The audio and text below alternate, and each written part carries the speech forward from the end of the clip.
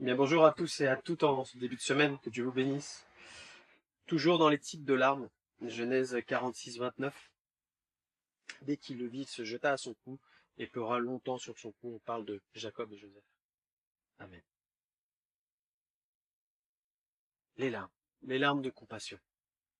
Les types de larmes dans les Écritures. Les larmes de compassion, c'est quand, cette compassion, c'est quoi? C'est l'amour qui est sensible à la douleur de l'autre. Ça se traduit par, un sentiment intérieur fort, puissant, qui monte dans nos entrailles, dans l'intérieur de notre être, qui s'élève, qui nous saisit, qui nous fait même parfois ressentir des douleurs intérieures face à la douleur de quelqu'un. Et puis ça se traduit parfois avec des larmes de compassion envers quelqu'un qui souffre en face de nous. Ça veut dire que nous sommes sensibles à ce qui arrive à la personne qui est. L'exemple type, c'est Jésus-Christ. Jésus-Christ était ému de compassion bien souvent quand il agissait en faveur de ses contemporains. On va prendre un exemple, Luc 7, versets 11 à 15. Le jour suivant, Jésus alla dans une ville appelée Naïn. Ses disciples et une grande foule faisaient route avec lui. Lorsqu'il fut près de la porte de la ville, voici, on portait en terre un mort, fils unique de sa mère, qui était veuve. Il y avait avec elle beaucoup de gens de la ville. Le Seigneur, l'ayant vue, fut ému de compassion pour elle et lui dit, ne pleure pas. Il s'approcha et toucha le cercueil. Ceux qui le portaient s'arrêtèrent et il dit, jeune homme, je te le dis, lève-toi. Et le mort s'assit, se mit à parler, et Jésus le rendit à sa mère. Amen.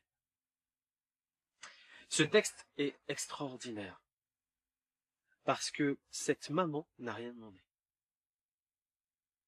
Il n'y a pas de prière dans ce texte. Il n'y a pas de demande dans ce texte-là. Il n'y a pas de cri dans ce texte-là. Il y a juste une maman qui souffre dans son cœur parce qu'elle vient de perdre son fils. Et qu'elle est en train de faire une procession pour aller mettre son fils dans un sépulcre. Et qu'elle est en deuil, et que autour d'elle, il y a des gens qui pleurent, il y a des gens qui crient. Mais elle souffre dans son cœur. Et en fait, c'est un texte qui nous montre à l'intérieur du cœur d'une maman, sans qu'il y ait expression de ses sentiments. Mais Jésus connaissait les sentiments, le cœur de cette maman. Et quand il voit cette scène qui passe devant ses yeux, il est à Naïm, la Bible nous dit que quand il a vu, seulement quand il a vu, mais quelle était la vue de Jésus? C'est cette vue que Dieu veut qu'on ait sur notre prochain. Il a eu une vue qui a percé en fait l'événement, qui a percé simplement le corps de cette femme-là, et est venu jusque voir dans son âme et voir la douleur qu'elle avait là. Et quand sa vue s'est posée sur cette femme-là, le résultat, c'est quelque chose qui s'est produit maintenant dans l'âme de Jésus-Christ, dans l'esprit de Jésus. Et la Bible nous dit qu'il a été ému de compassion. Le terme ému de compassion en grec, c'est pas juste une émotion passagère. C'est quelque chose qui est venu saisir le corps de Jésus. Et en fait, littéralement, c'est les intestins qui se retournent sur eux-mêmes et qui se contractent, en fait. C'est une douleur profonde, une douleur intense qui se passe dans son corps et qui, en fait, font parfois éclater les larmes ou l'amènent à la réaction. Et en fait, c'est là ce qui va se passer. C'est que cette compassion-là va venir tellement le remuer qu'il va maintenant faire un miracle et toucher, simplement ce jeune homme et être complètement relevé et ressuscité des morts. Cette femme n'a rien demandé, il l'a fait juste par compassion, par amour. C'est pour ça que parfois, Dieu peut agir dans notre vie sans même qu'on ait demandé quoi que ce soit, parce qu'il nous aime et qu'il a compassion de nous, ses enfants. La Bible nous le dit. Il fait grâce à qui il fait grâce. Et parfois, on a des choses comme ça qu'on a du mal à saisir. Mais ça, c'est le cœur du Père. Et on voit que Jésus-Christ, là, agit de la même manière. À l'inverse de la société aujourd'hui, la société nous enseigne l'égoïsme, l'égocentrisme. Tout est centré sur notre bien-être, sur nous-mêmes, et que les autres passent après nous. Alors que Jésus, c'est nous qui passons devant lui. De Timothée 3.1, la Bible nous dit, sache que dans les derniers jours, il y aura des temps difficiles car les hommes seront égoïstes. Et on est en plein dedans. Quand on regarde notre société d'aujourd'hui, on peut ouvrir la télévision et se mettre sur Internet, on voit plein de choses qui nous poussent à nous-mêmes. Toujours vers l'homme, nous-mêmes, nous-mêmes, nous-mêmes. Et qu'est-ce que ça fait? C'est qu'à la fin, quand les gens sont pas contents d'avoir leurs besoins comblés eux-mêmes, alors eh bien ça commence à dégénérer et on a des choses qui se passent catastrophiques dans notre société, avec des temps difficiles, des temps de révolte, des temps de grève, des temps d'agression, des temps... Voilà. Et ça inclut tout cela en fait. Parce que l'homme est devenu égoïste et que tout est pour son bien.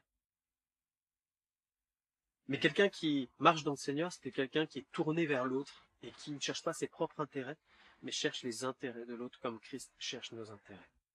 Et que ça soit aujourd'hui bien dans ton cœur comme dans mon cœur, de dire Seigneur, eh bien moi ce que je veux, c'est que ma foi soit pratiquée dans l'amour. Et c'est ce que nous indiquent les Écritures, Galates 5:6, car en Jésus-Christ, ni la circoncision, ni l'incirconcision n'a de valeur, mais la foi qui est agissante par l'amour.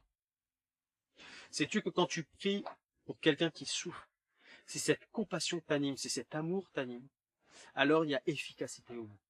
Moi, je l'ai expérimenté dans mon ministère.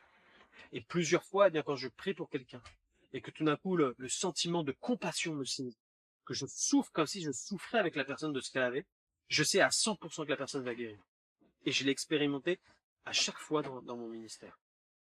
Et je demande, moi, personnellement, au Seigneur, remplis-moi de compassion, Seigneur, pour ceux qui sont autour de moi, que quand je prie pas d'une manière désintéressée, d'une manière habituelle, d'une manière mécanique, de prier parce qu'il faut que je prie. Mais que quand je prie pour quelqu'un, Seigneur, que ce soit tes sentiments qui m'animent, que ce soit tes fardeaux qui soient sur mon cœur, afin que ma prière soit pas seulement une prière de foi, mais une prière d'amour pour la personne. Et c'est là où il y aura efficacité.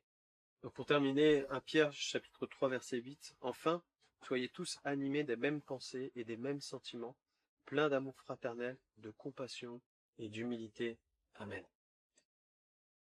Que ce soit notre prière aujourd'hui envers Dieu, le Seigneur bien anime-nous de tes sentiments les uns pour les autres, que ta compassion s'exprime à travers nos vies pour bénir notre prochain. Seigneur, merci pour ta parole, merci pour ce que tu nous dis aujourd'hui. Pardonne-nous toutes les fois, Seigneur, où nous avons prié ou agi, Seigneur, d'une manière froide.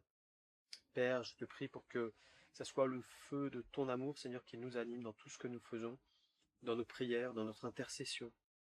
Et Seigneur, que notre regard sur l'autre soit le même regard que le tien, Jésus. Merci, Seigneur, de nous renouveler dans le Saint-Esprit, que le fruit de l'Esprit s'exprime à travers nos vies pour bénir notre prochain et glorifier ton nom. Gloire à toi, Seigneur. Amen. Que Dieu vous bénisse.